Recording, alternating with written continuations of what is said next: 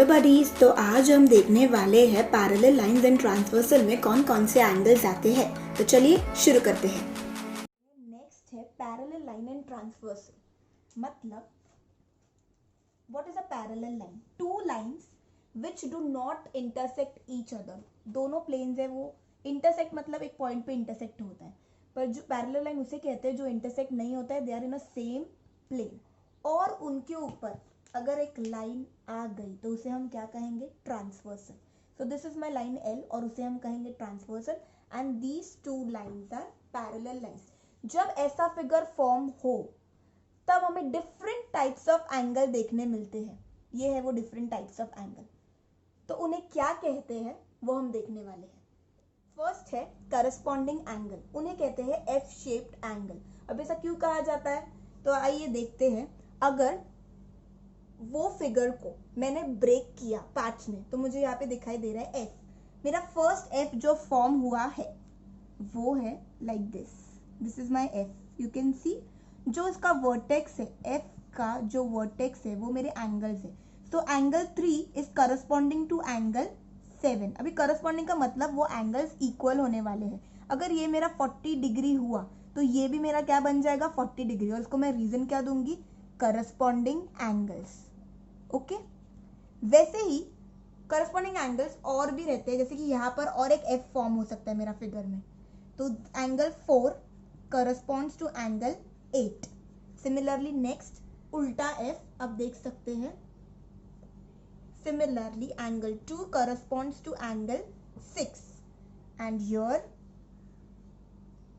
Angle 5 corresponds to angle 1 है alternate angle that is Z shaped. Okay, so हम देखते हैं पहले interior angle. This is a Z shaped angle and the angle formed, अभी ये दो लाइन के बीच में जो एंगल फॉर्म होंगे उसे हम बोलेंगे इंटीरियर एंगल। हम देख सकते हैं ये angle 3 and angle 5, angle 3 and angle 5 corresponds to each other और रीजन क्या होगा? Interior alternate angles.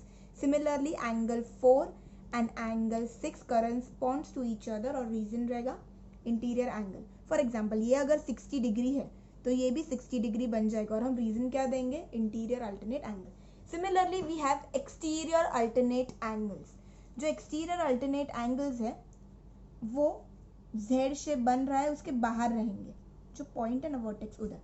So 1 corresponds to 7 और यहाँ पे 2 corresponds to 8. Why? The reason is exterior angle. If this is 40 degree then this will be also 40 degree and the reason will be exterior alternate angle. Next angle is vertically opposite angle. अब जो vertically opposite angle है उसे हम कैसे find out कर सकते हैं? By using the X shape. So let's see. यहाँ पर फिगर में this angle is equals to this. Angle 2 is congruent to angle 4। हम रीजन दे सकते हैं वर्टिकली। इफ दिस इज 40 तो ये भी क्या बन जाएगा? 40। Similarly angle 1 is congruent to angle 3, vertically opposite angle. आप देख सकते हैं यहाँ पर एक बड़ा सा x है और जो x में congruent होने वाले है वो है ये और ये दोनों। सिमिलरली यहाँ पर भी एक बड़ा सा x हम देख सकते हैं। सो एंगल 6 को congruent होने वाला है एंगल 8। सिमिलरली एंगल 7 को कॉन्ग्रुएंट होने वाला है angle 5। So these are known as vertically opposite angle. तो देखते हैं नेक्स्ट टाइप जो कि है इंटीरियर एंगल एंड लीनियर पे। सो पहले तो इंटीरियर एंगल क्या है? Interior angle is a C shaped angle. Okay so देखते हैं सी शेप्ड। अगर ये डायग्राम में मैं देखूँ तो सी शेप्ड यहाँ पर फॉर्म हो रहा है। So this angle plus this angle, अभी ये इक्वल नहीं रहेगा, ये एंगल प्लस रहेंगे। Angle 5 plus angle 4 is equals to 180 degree. जैसे कि हमने पहले वाले जो टाइप देखे उसमें इक्वल होते थे एंगल, अगर एक 40 है तो दूसरा भी 40 रहेगा। पर इधर अगर this angle is 40 degree so मैं इधर 40 लिख दूंगी। एंगल 4 मुझे फाइंड आउट करना है। तो angle 4 is 180 minus 40 degree, that is nothing but 140 degree. तो मेरा जो दूसरा एंगल रहेगा वो 140 डिग्री रहेगा। So nothing but interior angle are the angle जिनका सम हमेशा क्या होने वाला है? 180 डिग्री और वो सी शेप में रहेंगे। वैसे हमें ये फिगर में 180 डिग्री यहाँ पर देखेंगे, आई मीन सी शेप्ड 3 और 6। तो angle 3 plus angle 6 is equals to 180 degree. हम इन्हें इक्वल नहीं बताएंगे क्योंकि इनका सम 180 डिग्री होता है। वैसे ही आते हैं लीनियर पेयर पे। लीनियर पेयर ऐसा फिगर रहता है जिसका ये दो एंगल जो बने हैं वो 180 डिग्री होते हैं, इधर भी इक्वल नहीं होंगे। For example if this angle 1 and angle 2, तो मैं लिखते समय ऐसे लूंगी angle 1 plus angle 2 is equals to 180 degree, और रीजन देते समय लिखूंगी लीनियर पेयर। सिमिलरली मेरा इधर अगर 40 डिग्री हुआ तो ये मेरा 140 डिग्री बन जाएगा, क्योंकि it is not equal, there sum is 180 degree. Similarly this is 60, so this will be 120 degree. Quick revision angles के नेम्स के साथ, ओके। तो first is corresponding angle. Corresponding angle का शेप रहता है एफ। मैंने ऑलरेडी आपके लिए दो एंगल्स लिख के रखे हैं, पहले हम वो देखते हैं, गो थ्रू करते हैं। Angle B O C is congruent to angle O Q S, this is an F shape और हमें हमारा एक करस्पॉन्डिंग एंगल मिल गया। Second is angle B O A corresponds to angle O Q P. Next हम third angle find out करेंगे, that is angle C O Q. Angle C O Q corresponds to angle SQR. You can see this F. Next angle is angle AO. This is an F, so angle AOQ corresponds to angle PQR. So in short हमें इस figure में total 4 corresponding angles मिलेंगे। Next is alternate angle.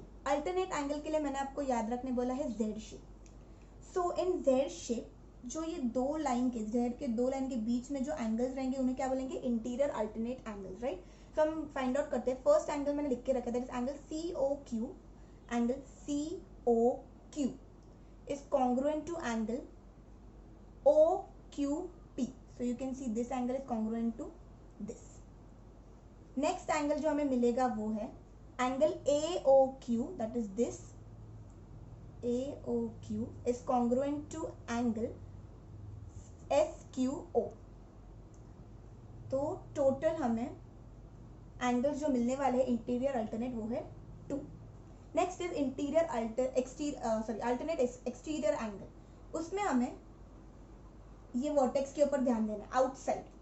So first example जो है वो है angle BOC। Let's see angle BOC यहाँ पर है, एंगल BOC अल्टरनेट होगा ये PQR। So angle BOC is congruent to angle PQR, reason will be exterior alternate angle. Similarly, one more angle we can find out, that is angle SQR is congruent to angle AOB. So total number of angles we are going to get in alternate exterior is 2. Next है vertically opposite angle, जिसके लिए हमें x shape याद रखना है। सो इधर example लिखे हैं मैंने, angle BOC is vertically opposite to angle AOQ। Similarly angle OQS is vertically opposite to angle PQR। अभी नेक्स्ट हम लिखेंगे angle BOA is vertically opposite to angle COQ, and angle OQP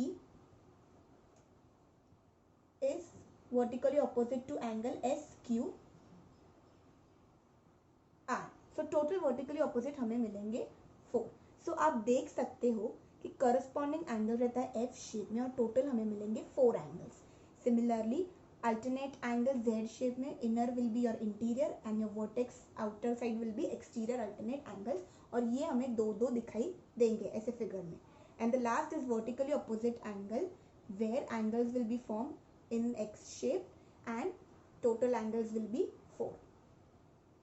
पहले हमने देखे थे वो एंगल्स इक्वल थे, अब हम देखेंगे उन एंगल्स का सम 180 डिग्री होगा। तो फर्स्ट इज लीनियर पेयर। तो लीनियर पेयर का शेप जो है वो हमें इस तरह याद रखना है। So this is your linear pair and this is your angle जिनका सम होगा 180 डिग्री। तो फर्स्ट मैंने एग्जांपल देखा angle BOA plus angle BOC is equals to 180 degree. Similarly angle OQS plus angle OQP is equals to 180 degree. वैसे ही हमें third angle भी देखते हैं हम, angle SQR plus angle PQR is also 180 degree because they are in linear pair. Similarly, angle AOQ plus angle COQ is equals to 180 degrees. So total angles in linear pen form we can see are 4. So next is interior angle. So shape of interior angle is C. So हमें angles यहाँ पर मिलेंगे और उनका सम होगा 180 degree. तो first is angle COQ plus angle OQS is 180 degree. Similarly next interior angle हम सी shape देख सकते हैं, angle AOQ plus angle PQO is equals to 180 degree because their interior angle. So total angles formed by interior is 2. तो अब देखते हैं इनके related कुछ solved problems. In the adjoining figure, line AB is parallel to line PQ. We can only use all those corresponding alternate interior angles when the lines are parallel. So here we have two lines parallel, that is line AB and line PQ. फिर हम देखेंगे line M is the transversal. So हमें एक major angle दिया है, that is major angle AON. This is AON. This is 110 degree. So what we have to find? We have to find measure angle MNQ. There are many methods to find. हम पहली first method देखते हैं. तो हम start कैसे करेंगे? Sum given है major angle AON. Major angle AON is 110 degree. Next find करना है हमें MNQ. So method 1 is measure angle AON is congruent to measure angle PNM. Why? Because these are corresponding angles.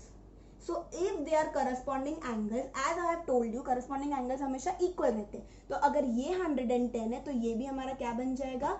110 degree. Similarly, measure angle PNM हमें क्या मिल गया? 110. अब देखते हैं next. ये 110 मिल गया और हमें फाइंड आउट करना है ये एंगल. सो PNM और MNQ में हम क्या कनेक्शन देख सकते हैं कि वो एक लीनियर पेयर है. Okay, like this is forming a linear pair. So major angle PNM plus major angle MNQ forms a linear pair, that is 180 degree. Angles in a linear pair. Next we are going to solve this. अभी major angle PN कितना दिया है? 110 degree. सो हम उसे 110 degree लिख के बाकी सबको वैसे ही लिखेंगे. फिर 110 जब यहाँ पर आ जाएगा तो वो क्या बन जाएगा? 180 माइनस 110 डिग्री. और मेजर एंगल MNQ वैसे का वैसे ही रहेगा. So 180 minus 110 degree is nothing but 70 degree. So your major angle MNQ is nothing but 70 degree. देखते हैं method 2 for solving this sum. जैसे कि मैंने बोला है कि आप ये एंगल्स को यूज करके कैसे भी आंसर फाइंड आउट कर सकते हैं. तो हम देखते हैं डिफरेंट मेथड में हम कौन से एंगल यूज करने वाले हैं. For example major angle AON plus major angle PON. ये हमारा C फॉर्म दिख रहा है. तो ये क्या है? Interior angle. So interior angles are always 180 degree. इसलिए major angle AON plus major angle PNO is nothing but 180 degree. अब मेजर एंगल ANO हमारा था 110 degree. So plus major angle PNO is equal to 180 degree. अभी 110 चला जाएगा उधर. So major angle PNO is nothing but 180 degree minus 110 degree. So major angle PNO is equal to 70 degree. ये हमारा answer क्यों आया? क्योंकि ये थे इंटीरियर एंगल्स और interior angles are always 180 degree. So ये एंगल हमारा 70 डिग्री मिल गया. अब मैं देख सकती हूँ अगर मुझे ये एंगल फाइंड करना है, so this angle is vertically opposite to this angle. So even this और वर्टिकली ऑपोजिट 180 डिग्री होते हैं, इक्वल रहते, तो they are always equal. So 70 degree because these angles are equal. And why they are equal? We are going to write the reason over here. So measure angle PNO is congruent to measure angle MNQ, that is what? 70 degree, because vertically opposite angle, because they are vertically opposite angle. So measure angle MNQ is 70 degree. तो आपका answer ये method से भी मिल गया है. So hence prove there are more methods you can find. Which one is easy? आपको जो easy लगे आप उस तरीके से जा सकते हैं. Thank you for watching it, guys. I have made some pointers of what we have learned in this video, so you can go through it. If you face any difficulty, you can mention in the comment box.